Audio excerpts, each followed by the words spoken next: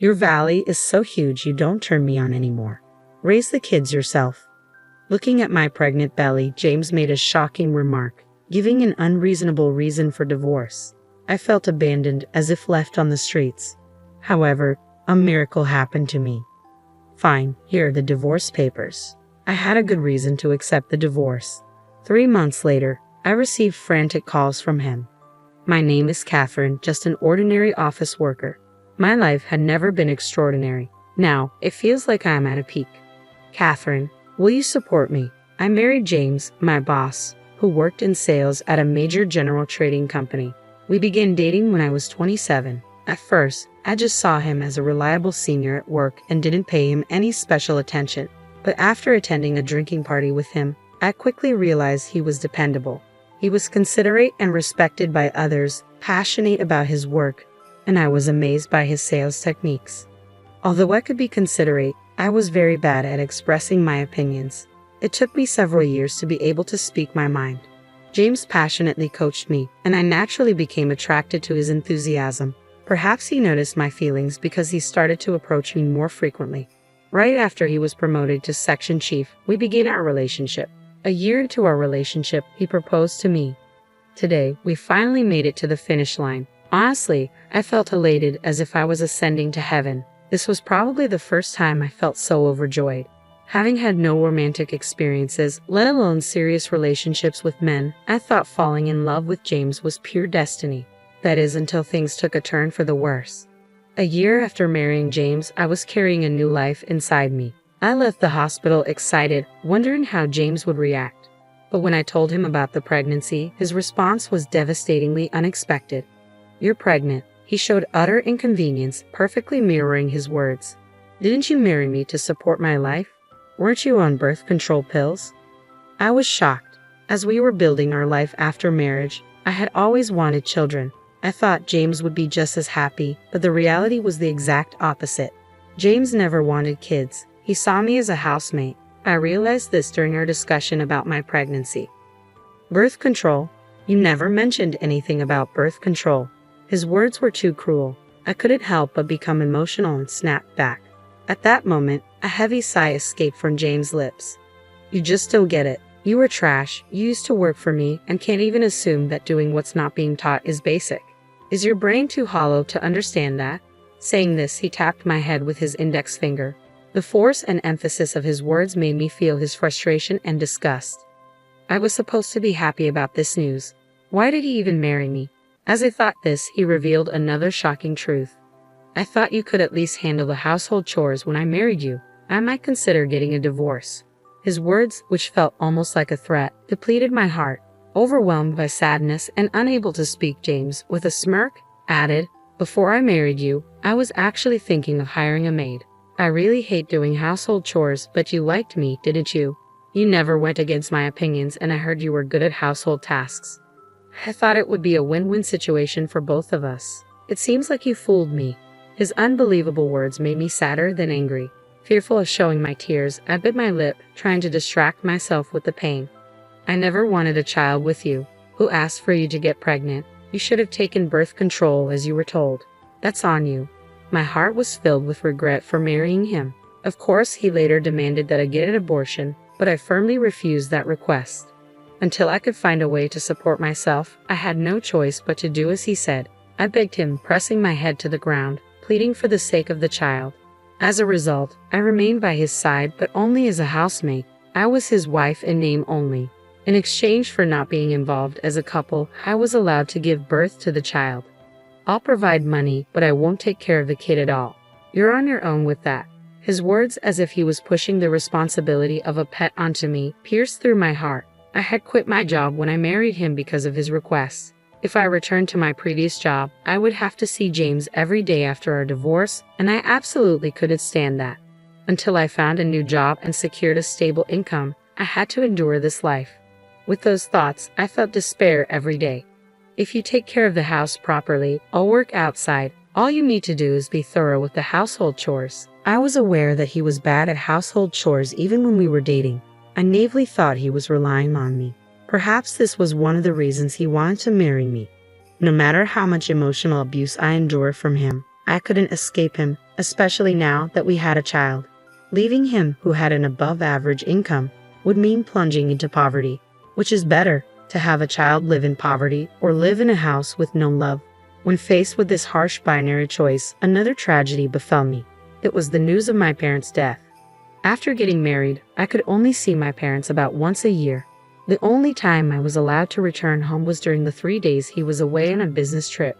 If you leave the house, what am I supposed to eat? I couldn't just leave him food. He said such self-centered things.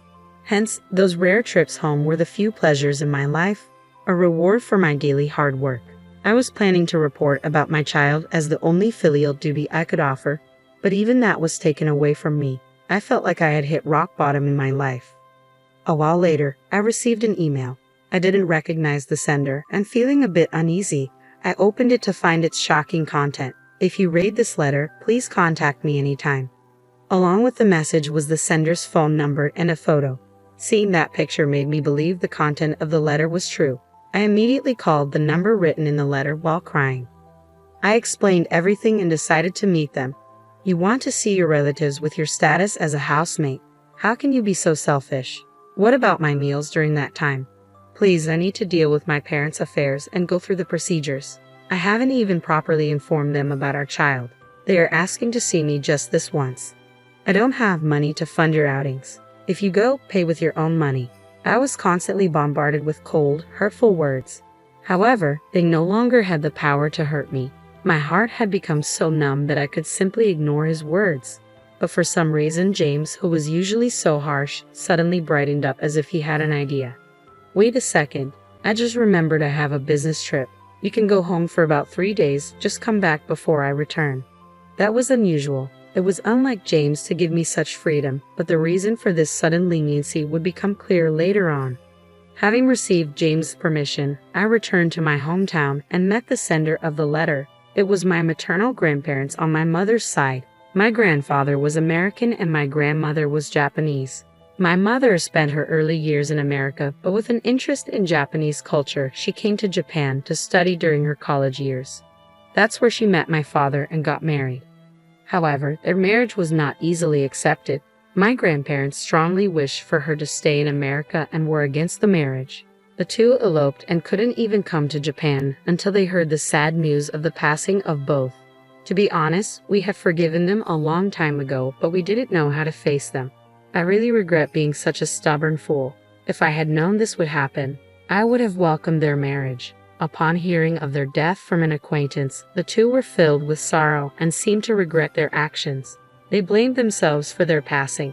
While I was lost in these thoughts, it seemed that the same acquaintance told them about me, their grandchild. They were worried about how I was doing and had also heard that I was pregnant. It might be hard for you to accept us considering what we did to your parents, but please understand we are always on your side. If you ever need anything, don't hesitate to ask.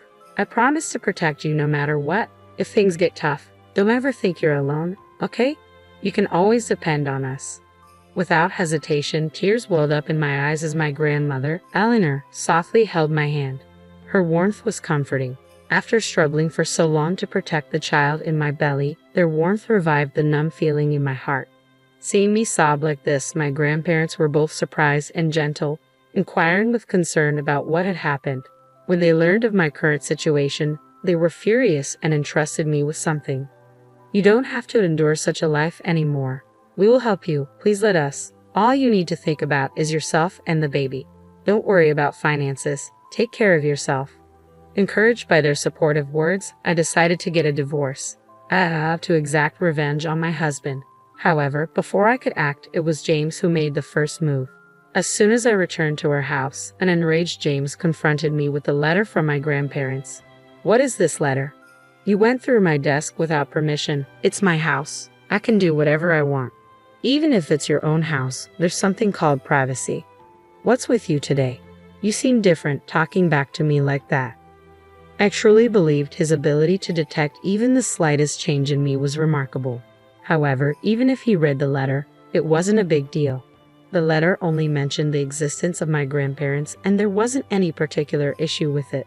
Yet James used that letter as a reason to suggest divorce. I bet you lied about meeting this old geezer and old lady in the letter. You went back to your hometown to date some guy, didn't you? What? Don't think you can fool me with such an obvious lie. I know you've been using the internet or some trick to have fun behind my back. You're a cheater. Wait a minute, how did you come to that conclusion? You know best that I don't have time for such things, don't you? I couldn't comprehend his absurd insinuations. My stomach hurt and I had a headache. It was just too much. You've never done anything like that before. Do you think you can deceive me with such an obvious lie? Don't underestimate me. He wasn't listening at all. I felt a sense of discomfort towards James, who was trying to trap me with such an excessively forced excuse. I'm disappointed in you. Not that I had much expectation to begin with. So what? Normally, at this point, one would present evidence of their innocence, proving that what James was saying was absurd. However, as I was contemplating divorce, I thought differently. I deliberately let James continue, wanting him to utter the next words. Let's get a divorce. Our marriage was basically out of mutual interest anyway. You've grown fat and unattractive. Raise the kid yourself. I didn't want anything to do with you anymore. He got exactly what he wanted. I pulled out the divorce papers he had left and presented them to James. Great, here are the divorce papers. Sign them and I'll take them tomorrow before you change your mind. Why do you have this? I'm your housekeeper. Cleaning the house and finding something like this is a piece of cake. That's a lie. The truth is I had noticed the divorce papers he left on his desk as a threat a long time ago. He slyly conveyed that he could dispose of me anytime, making sure I lived in fear of him so I wouldn't retaliate. I lived every day in fear of that single piece of paper. You're quite confident all of a sudden. Can you, with zero life skills, really survive without me? Don't underestimate me. I won't rely on someone like you anymore. I will protect my child with my own strength. In reality, it was a gamble. I was anxious inside, wondering what would happen if James suspected my sudden boldness. However, I had a hunch about why James proposed the divorce at this time. Therefore, I knew that he would not retract his divorce proposal and that this situation was also favorable for him. Oh really? Then raise that kid on your own. Since we're divorcing on mutual terms, I won't have any involvement with you or the child. That kid isn't mine, and you don't ever come in contact with me. Promise? Fine, this is goodbye. Thus, when I was about 9 months pregnant, our marriage ended. I divorced James. With some savings from when I was single, I could quickly pack my belongings and leave this house. As planned, I headed to my grandparents' place and settled some matters there. Later, I gave birth to a healthy baby boy. I named him with hopes for his strong and resilient growth. My son grew up so fast, and my grandparents and I enjoyed watching him grow, living fulfilling days. 3 months later, I received a call from an unknown number. As I picked up the call, my expression turned sour. What the hell is going on? Explain. His shaking voice was so high-pitched I almost wanted to retort. Initially, I thought it was a woman calling me. I instinctively pulled the receiver away from my ear. The discomfort grew just hearing that voice, a chill going inside my head. I wanted to end the call immediately, yet as I continued to listen, he rattled on. You established a company. I never heard of this. Where in our marriage did you stash away that kind of money? That money is mine. Return it right now, you deceitful woman. Obviously, the voice belonged to James, who had somehow learned about my new company. Do you think someone was using your money? He started berating me, hurling accusations at me like a debt collector. I let out a sigh of disbelief at James' accusations, but I replied with utter calm. On what basis are you calling this a scam? There's no evidence that I stole your money. Shut up, you conniving. You probably took extra living expenses from me and secretly saved it. Even if that were true, there's no way I could have saved enough to start a company. The living expenses you gave me barely covered a month's worth. Don't be ridiculous. Then how did you get so much money? There's no job that would have given you such an income when you were unemployed and living with me. You just didn't know I had assets worth $1.1 million right before our divorce. What? $1.1 million. James's voice rose in surprise, stunned by the revelation. He choked on his words. How did you get that much money? The elderly couple I talked about are my maternal grandparents. They are the chairpersons of a globally renowned computer software company. Before divorcing you, I met them and received a bank book they had been saving for me. They always set money aside for their future granddaughter. What? He must have been completely taken aback. It was easy to imagine him being utterly astonished. Right after the divorce, I immediately proceeded with changing the account's name. My grandparents, who live in a distant country, have limited time when they come to my country. There was a need to hurry for smooth processing. Thankfully, the name change was completed the day they arrived in Japan, and I was able to access the money. My mom told me that my grandparents passed away when I was little. I didn't know that they had been estranged. When they found out about my situation, they decided to support me. They promised to take care of me. Upon learning the truth behind our divorce, James was furious. He started spouting words that made him seem hypocritical, given that he was the one who had rashly decided on the divorce. If I had known that, I wouldn't have divorced you. You have some nerve. You never tried to understand my situation. That's because you're terrible at explaining things. Is that why you're constantly fighting with your new wife, trying to shift the blame as always? How? How do you know that? Probably not expecting that I knew about his personal matters, James seemed lost for words. His frantic reaction was rather amusing. I wouldn't notice. It's obvious. We worked together. I didn't need to dig for information. The secret came to me. But don't worry, I'm genuinely relieved that you are marrying the boss's daughter. There's no chance of us getting back together, and I don't have to deal with you anymore. You don't have to be so harsh. We used to love each other. We can still reconcile, can't we? What? What are you talking about? I responded coldly, not even trying to comprehend what he meant. He seemed taken aback by the lack of warmth in my words. James remained silent, struggling to find the right words. Who said I want to get back together with you? I felt relieved after our divorce. I have a child now, and my grandparents have been so kind. I finally found my happiness. Let your wife deal with your nonsense. I don't want anything to do with you. Having regained my emotions, I recalled the painful days with James, and the anger I had suppressed exploded towards him. Hearing my words, James flinched, probably realizing that I had lost all affection for him. However, he started offering different terms. Well, can you give me some money then? She's incredibly high maintenance, and I barely have any spending money left. She's demanding, selfish, can't do housework properly, and she goes out almost every night. You have $1 million, right? Can you spare me some? Don't be ridiculous. I don't have a single penny left for you. Stop saying such things for your convenience. James, choked by my statement, let out a surprised exclamation. What? I use all the money to establish my company and buy a new house. I don't have $1.1 million left. I'm sorry for nothing. I had expected James to find out about my situation somehow, and considering his greedy nature, it was predictable that he'd come asking for money. That's why I thought of converting my money into fixed assets. So, I quickly bought a new house, used most of the funds to establish a nursing facility with a nursery, and spent the rest on the house. Thanks to this move, the facility is quite popular. It's loved by mothers in the same situation as me. It's fully equipped and designed to ensure single mothers can live independently. I got advice for the company's website and systems for my grandparents and did a lot of research myself using social media. I thoroughly researched what single parents want in a workplace, what kind of jobs are in demand, and established my own company to fulfill all these needs. I can't believe you're running such a successful business, James stammered. I was always so irritated by your condescending attitude. Now I can tell you, you thought you could do anything and saw me as trash, but you were so wrong. I hope you regret leaving me for the rest of your life. Your regret won't change anything. Wait, Catherine. Please give us another chance. I'll do anything you want. Kneel, clean your house, anything. You must be joking. I would never get back with you even if it killed me. Live happily with your current wife, and please never tell my son you're his father. After that, it seemed like he was shouting something, but I unceremoniously ended the call. I blocked his contact and changed my number. When I told my grandparents about the contact from James, they arranged everything from security cameras at my home, ensuring he couldn't approach me. If you want, we can even get you a bodyguard, they offered, showing an overly protective stance which made me smile with appreciation and a bit of embarrassment.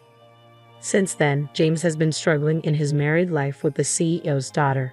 It's said that he's being dominated and drained of his own salary. Every time I hear stories about him from my former colleagues, it feels like whiskey tastes better. Colleagues who heard the story from me began to disdain him, and it became evident to others as well. Eventually, James earned a reputation at work as the unfaithful man. As a result, his standing in the company plummeted.